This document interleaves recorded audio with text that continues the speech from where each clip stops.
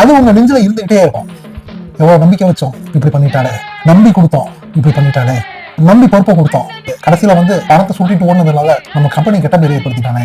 12 ராசிகள் 12 லக்னங்கள்ல வச்சு ஒரு சூத்திரம் என்ன அப்படின்னாக்கா, தனுசு ராசி காரங்களா இருக்கணும், இல்லைன்னா தனுசு லக்னக்காரங்களா இருக்கணும்.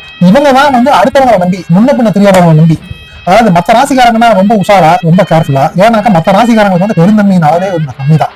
குறைச்சு மதிப்பிட்டு பேசலாம் அப்படின்றதுதான் கிடையாதுங்க. காலபுருஷ தத்துவத்துல 9 என்று சொல்லக்கூடிய பாக்கிய ஸ்தானத்தில் இருக்கக்கூடிய ராசியாக லக்னமாக இது தனுசு வருவதால உங்களுக்கு நேச்சுரலி பெருந்தன்மையின் அளவீடு பாத்தீங்கன்னாக்கா அப்படி உச்சத்துல டாப்ல இருக்கும்.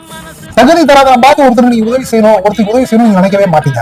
நம்ம நம்பிட்டா போதும். தனுசு ராசிக்காரங்க, தனுசு லக்னக்காரங்களுக்கு இதுதாங்க கடைசி பிறகு. அதாவது உங்ககிட்ட பணம் இருக்குதே இல்லைன்றத பிரச்சனையும் கிடையாது. நீங்க அடுத்தவனை சுரண்டியாவது, அடுத்தவங்கிட்ட திருடியாவது நீங்க உதவி பண்றீங்க. நாயகன் பாலிசி தான்.